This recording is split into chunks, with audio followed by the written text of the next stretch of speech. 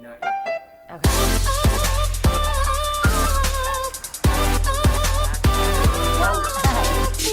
This is episode 9. All right. I like that number.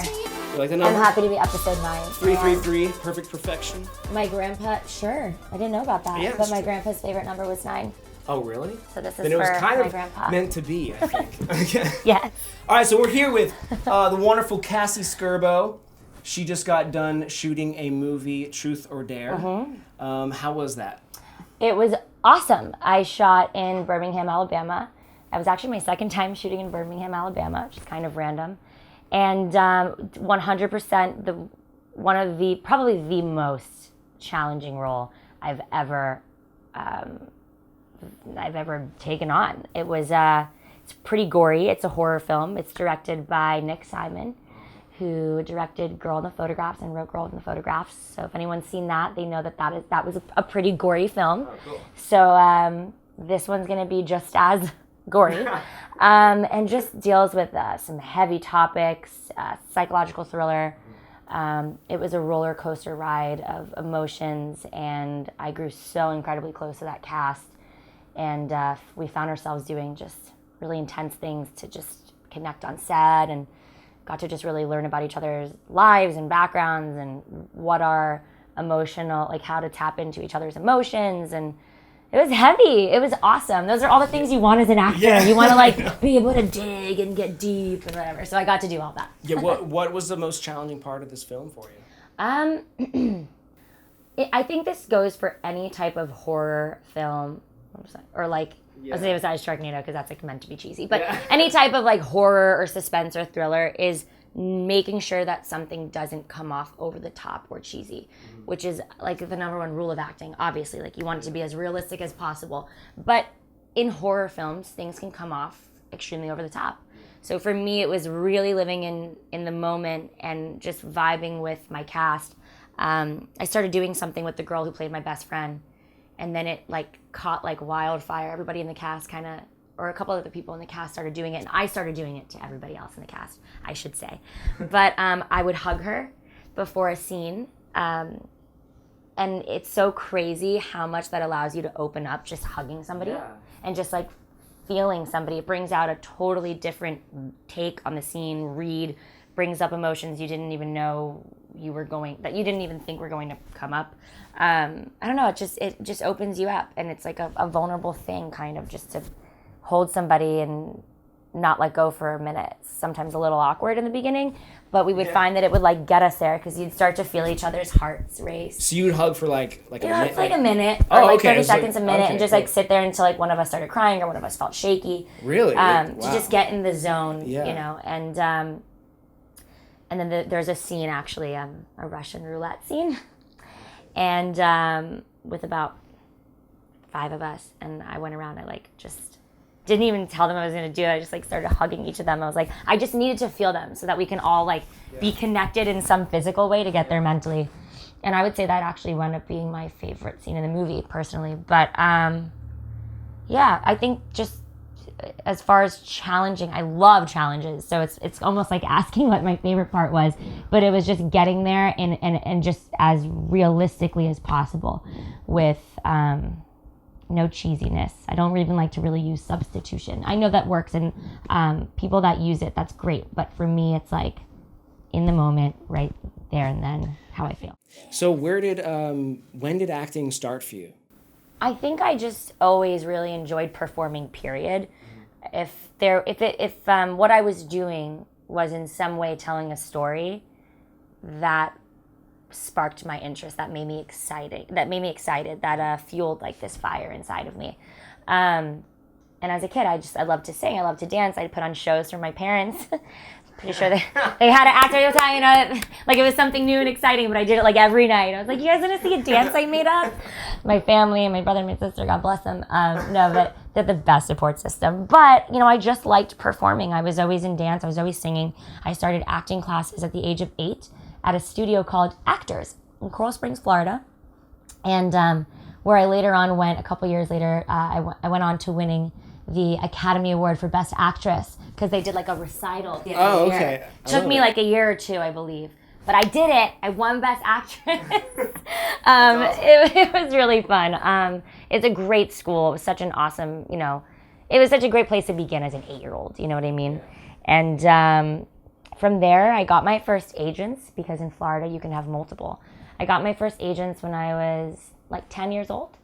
And I remember the very first thing I booked, because I came home from camp, Pinecrest Day Camp, and there was a huge pink poster on our front door that said, "Congratulations, you booked the Burger King commercial," in which I played an extra. Okay, all right. I'm not a glorified extra. I was like way in the back, and I was still like the most excited human being. It was probably one of those scenarios where casting director went, "We need 10 girls that are 10," and she went, "Okay, cool, just call her." Like, it had nothing to do with my talent at that time, but for me, it was the most exciting thing that I got to go be on a set. And to this day, funny enough, I've gone on to booking much bigger things than the extra in the Burger King commercial, thank God. But it was one of the most exciting moments for me, because it was the first thing I ever booked. And I guess you can say I've paid my dues. My poor mother has paid her dues. She used to drive me back and forth from Parkland, Florida to Miami, which is like an hour drive, and in traffic could be 2 hours. And she would do it multiple times a week for commercial auditions and modeling auditions.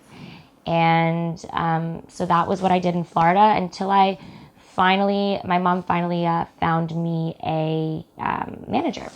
I went from having a couple agents to a manager, and I started getting sent out on bigger projects. And I would go on tape a lot, and they would be sent out to Los Angeles.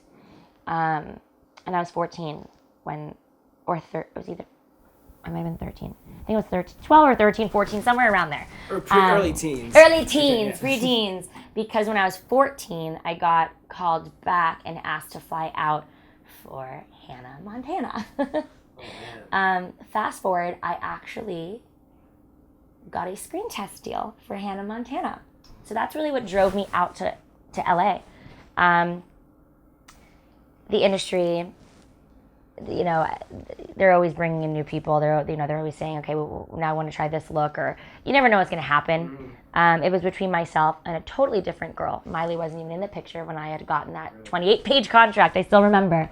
But it's so nuts, right? Yeah. Life is so crazy. But didn't work out, and I feel everything happens for a reason. I think Miley did it justice, and she's awesome. And I went on to being able to do so many other things. And it paved the way. I wound up in a girl group with Interscope and Geffen Records after that, called whatever, Google it. The Slumber Party Girls. Yes, I was like 15, guys.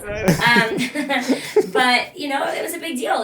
I was one of 5 chosen out of thousands of girls by Ron Fair, handpicked. Is this where music started becoming more an important part of your life? It was always important. It's just that like you really started performing, doing music, and absolutely, yeah. We got signed. It was Geffen Records at the time, which I believe was owned by Interscope, because Jimmy Iovine had come a couple times, watched us perform and whatnot, which is awesome. Yeah. And we went to Cannes and performed for international buyers, and we got to go to New York and perform at the Chris Evert Celebrity Tournament with I think that's what it was called, with alongside the Cheetah Girls. Or before the Cheetah Girls. I remember the Cheetah Girls. Remember the Cheetah Girls? That was this time period. Yeah. And you will know when you Google it and you see my outfit. My outfits. And hair. And just everything. We'll have pictures. We'll have pictures up, by the way. Oh, please don't. Yeah. Please don't. No. That wound up coming to an end, sadly. But we had like a deal with CBS as well. So we had interstitials, and we had on CBS Saturday morning. They called it the block of those few hours. The Saturday morning secret slumber party. The CBS Saturday morning secret slumber party. Say that 5 times fast. So we had that, and we had these little interstitials, and then we performed each week on a show called Dance Revolution, which was like an American Idol for kids, but dancing. And they had to perform our music. So that was a really fun time period. After that, wound up on Bring It On. After that ended, wound up doing Bring It On because they were auditioning out of Florida, which I still lived part-time, and booked one of the lead roles. And from there, that goes on ABC Family, and I guess ABC Family was kind of aware of who I was.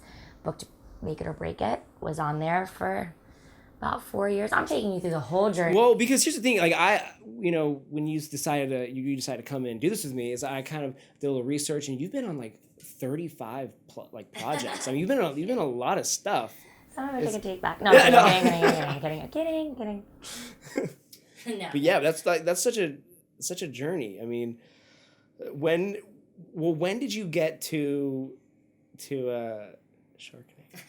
Sharknado, yeah. So then it went from literally we're like at the end here. It went from make it or break it to right after that I got offered Sharknado. I was playing a gymnast for 4 years, and this script came along, and I would not be a teenage gymnast anymore. I would be able to throw on a bikini and sling a shotgun over my shoulder and indulge in the most ridiculous but awesome sci-fi movie that I genuinely thought no one would see, but that'd be a blast. And on our hiatus. But then it just And then it just blew up. Damn. And you were on 5. It's just nuts. I was 22. I'm 27. Like, it's crazy. But really, really awesome. Man, 5 Sharknado. So what can we expect in Sharknado 5? Oh my god. So for those of you who have seen Sharknado, I play a character called Nova, and I must say I think she's pretty badass. She's got a lot of layers. She's a really fun character to play, and this time around, she's actually formed an underground army, but they're called the Sharknado Sisters, and the sharks really wreaked havoc on the world by this point. They have. We've gone global. It is the global Sharknado. That's incredible. I can't wait. I know. It's called Global Swarming, and the slogan is, no joke, "Make America Bait Again." This is going to be incredible.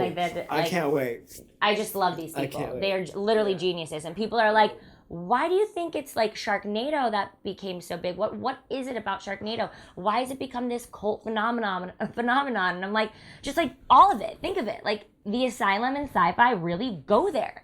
Like no one else really would do that. Like it's insane. It's a blast. It's I always say Sharknado when they come out and when we shoot them and everything about Sharknado, it's one big party. And everyone's invited and we all laugh and we all joke and we're all intrigued, and it's luring, and it's Hollywood. You never know what's gonna take off and why, and all these random things that trend. Like, wasn't like planking a thing on Instagram? Yeah, that? Oh yeah, it was. So like, why can't Sharknado be a random thing? It's just you never know what's gonna take off, and that's what makes Hollywood so cool to me. Yeah. And so intriguing, because you never know. It never bores you. You never know what it is that's gonna blow up or become the next big thing or start trending or what have you. So that's exciting. Well, shoot, should we okay, well, no one knows this. I didn't even know this, but Cassie has never gone on Instagram Live. Oh, once. yeah, no, I've never gone on Instagram Live. So I think we should take some questions from some of your many followers. How does this even work? Right? So I'm gonna teach you how to do this. I think we've got. Okay, you go live. Did you burn your phone? What happened? Burn? Look at that. What happened right there? That's the button. It's always that color? Look at your. This is a clear case, Cassie. Look at that. It's not a clear case. It's like a maroon. Oh, it's a maroon. Oh, so you just like rub the maroon like a clear off. Maroon. Oh my god. So how much are you pressing this button? How much friction have you put on this phone, Cassie? Tons of friction. All right, so let's. So the way that Instagram Live works is that you just. Let's do it. Yeah, we just start live video. You're gonna check the connection. Oh, I'm nervous. What if no one asks me a question? Oh, they're gonna ask you a question. Are you sure? We're now I've live. never gone live. Oh, this is like nerve-wracking. So I guess we should probably put a. Oh look, someone just joined. What's that mean? What are these hearts so mean? now you got some hearts on here. So this is your first video. So now a notification. You already have 8 viewers. Now you have 14 viewers. Does my hair look okay? It looks great. It looks great.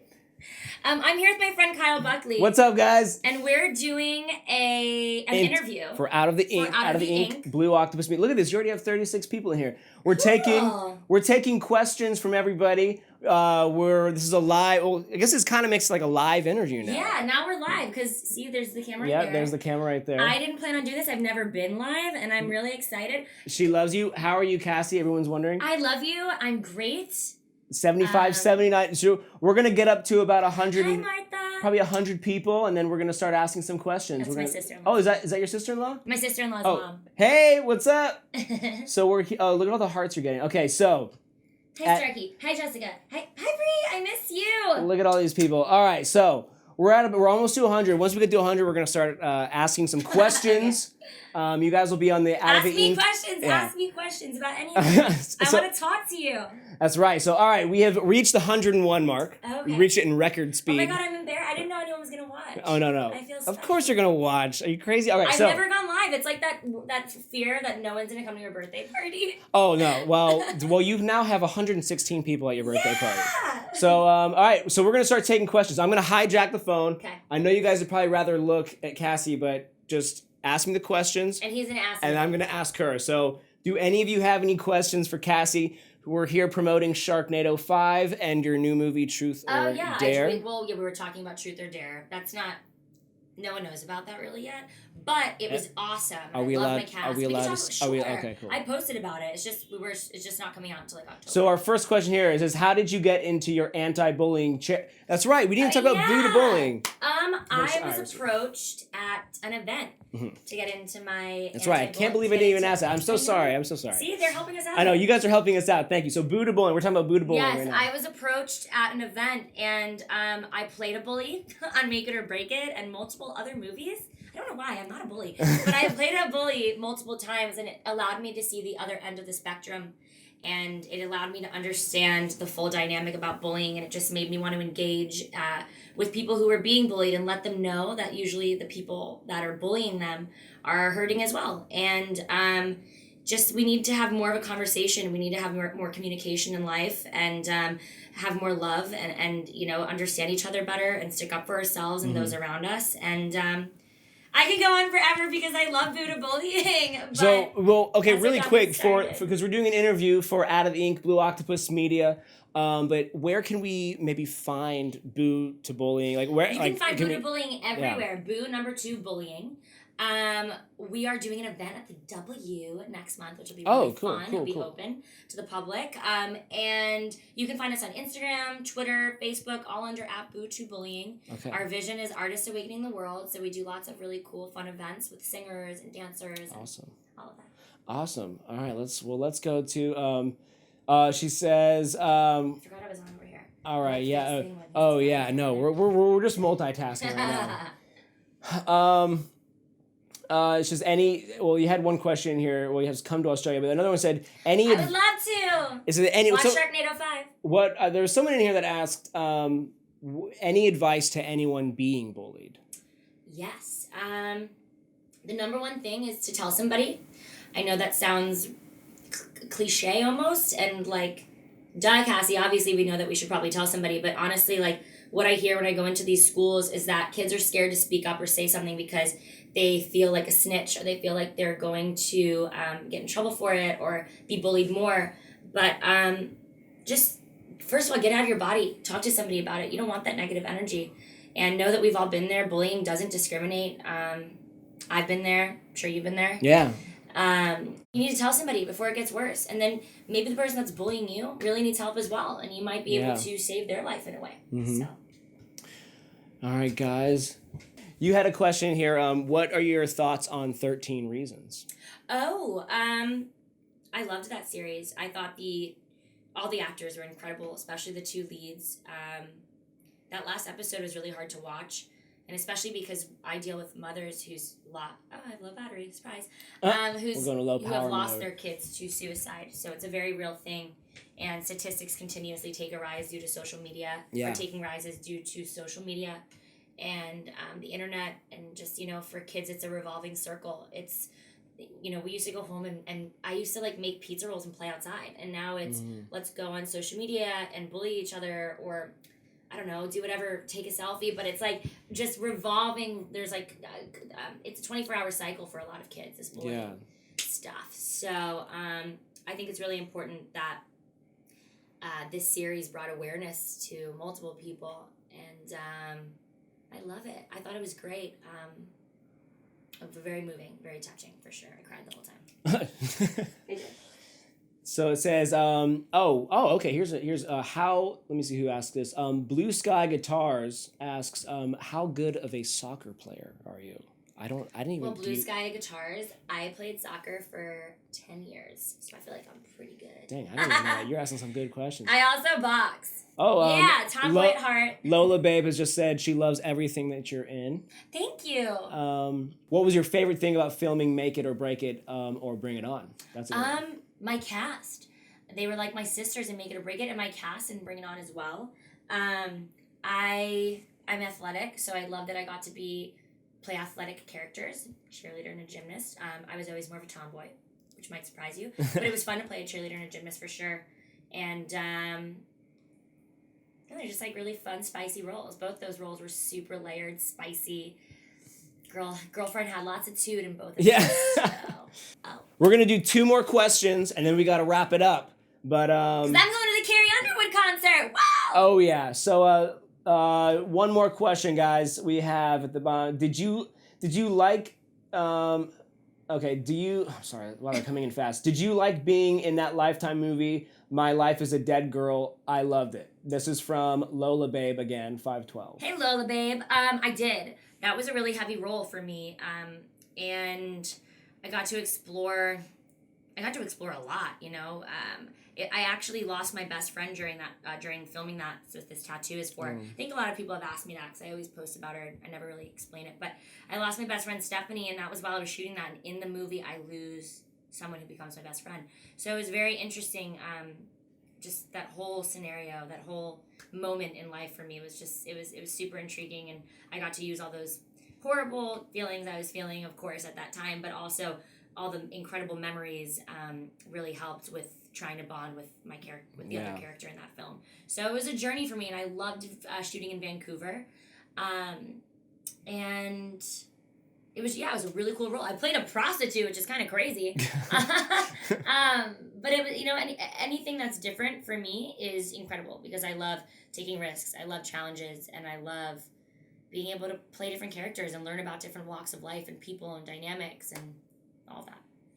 All right. Well, okay. We got one last question, guys. Make it good because we're about to wrap it up. Now I'm gonna I've never done this before. I'll do it. I know. Yeah, she's gonna be. I think she's gonna be on Instagram Live a little bit more. All right. Yeah, my hair keeps falling on my face. All right. Okay. Come on, guys. Make it a juicy question because we're gonna wrap it up. Juicy. We want juicy. Okay. You know what? We're gonna go with Helena Tricky. Sorry, Helena Tricky. They want to know. Actually, this is a question that's getting asked multiple times. Is will you do another season of MIOBI or Miobi? I don't know what is it. In a dream world, yes, I will. No, gosh, I love everything and loved everything about Make It or Break It. That was such an incredible time period of my life. It is over, sadly enough, but you never know, right? But Holly Sorensen, our executive producer, just came out. I think she just announced that she's doing a new series, so you guys should watch that. It seems like it's going to be awesome. It is the Step Up series. Dang. All right, guys. Well, this was fun. If you want to catch the rest of the interview, you can head over to Blue Octopus Media. You can find it on Instagram. You can find, you guys know what Cassie Scerbo's Instagram is because we're here. All right. So, talking about Buddha bullying and all this stuff, do you ever worry about being cast typed or stereotyped in the industry? 100%. This is such an important topic to me because it's something I feel like it's been my biggest challenge, period, since I've been in LA. It's never been about the rejection or I've never been scared that I'm going to go down some wrong path. I think I have, thanks to my parents, a really good head on my shoulder. But the one thing I've struggled with is 100% stereotyping and cast. Is the fear of being cast typed. I won't let that happen. But is stereotyping. It's something, it's a challenge. When you have a specific voice or look or vibe, whatever it may be, you tend to be stereotyped for sure. But at the same time, you need to work and you need to be on sets and you never know what the next day is going to bring. And we need to make money, point period blank, to be able to support ourselves out here. So sometimes you'll take a role that maybe isn't your favorite role in the whole world and maybe it's a little stereotypical, but what is that? Oh, I don't know. We could just keep going. It's real. There was a noise. What is that? It's a club. It's an We're in a club. We're in an after party right now. But no, I'll go back. So basically, sometimes you have to take on a role because you need to. Jesus, are we like not supposed to ask this question, Cassie? No, I need this question. Okay, all right, I need to express my feelings. Oh, I'm so sorry. Okay. sorry. No, but yeah, it's always a stressful thing when you feel like, you might have to take a job just to like stay working or to stay relevant or to make some money. But at the end of the day, even though it sucks to be stereotyped, for me, I love challenges. So that makes me that much more excited to prove myself. And even if I have to work harder than some other people or whatever it may be due to a certain vibe or maybe movies I've been seen in or shows or whatever it may be, that just makes me want to work that much harder because I genuinely know what I'm capable of as an actor and as a performer and what I can bring to the table. So for me, it's all about proving people wrong. And do you have any advice for actors that are working their way up, like Totally. how to like how to prepare for the idea of this, of being cast typed or whatever, or how to what am I trying to ask? How to any advice on them worried about this? Kind of, like, Totally. Don't be worried about it because you are in control of your life. And even if, like, let's say you do a movie, like I do these Sharknado movies, right? And they're of course campy and fun, and I'm just blessed to be a part of them. But I make sure that every time I do one of these movies, just because it's like some silly, crazy film, I don't allow my acting to become silly. I go in there, and there are moments, especially I just did ADR in this last one, where I give real good moments and performances. And I feel like as long as you believe in yourself and you know who you are, that will always shine through. That will always show. We also live in a world where people get to put out so much of their own content. And you could always write a short film or whatever it may be. Even post something on YouTube, Vine. Is Vine still a thing? Gosh, I'm getting older. They were liquidated, but it's cool. Oh, no. Oh, what? Are you serious? Yeah, they're no more. Whatever. Instagram. Instagram Live. And as long as you know who you are, period, in life, this correlates with everything. Nobody and nothing can put you in one box. These are even going to kids that don't care about acting or singing or performing. You know who you are, and that's really all that matters. And a friend of mine, Katie Welch, she always she heard you actually from here. And we're like 40 minutes away. She always told me that what other people think of you is none of your business, and I love that. It's not like I can't help or control what people are going to think, but I can live my best life. And like I always tell the kids at the schools that I go and speak to, anytime you deal with some form of bullying or hate or whatever it may be, you're being picked on, just think of it like this. I always thought of it as that's my fuel. That is my fuel. I'm going to now use that to prove myself or to rise above or to accomplish my goals and make them happen that much quicker. And I don't know. I always just said, like, whatever negative energy is thrown at you at life, to just scoop it up and to use it as your fuel to just keep going. And to, if anything, just it makes the ride and the journey that much more exciting. And the same thing in the industry. It's just constantly having to prove yourself. And I'm one for challenges. So anything, and if I ever feel like I'm being stereotyped or whatever, if I'm afraid of a typecasting, I just say, nope, like, this is my fuel, and I can't wait to get in that car and start driving and proving myself. I don't know. Yeah. But it's a silly analogy. But I don't know. I think that as long as you know who you are and you believe in your talent, that's really all that matters. Yes, there are millions of people trying to pursue the same dream as you, but no one's you. So if you're starting out and you have any type of fear, period, just let your passion override it. I guess before we wrap it up fully, where can we find you? You can find me. Where can we find you if we're not in LA or Hollywood? Where can we find you? You can find me at at Cassie Scerbo on Instagram and Twitter, and Cassandra Scerbo on Facebook. All right, that's it, guys. Thank you. Thank you. Mwah.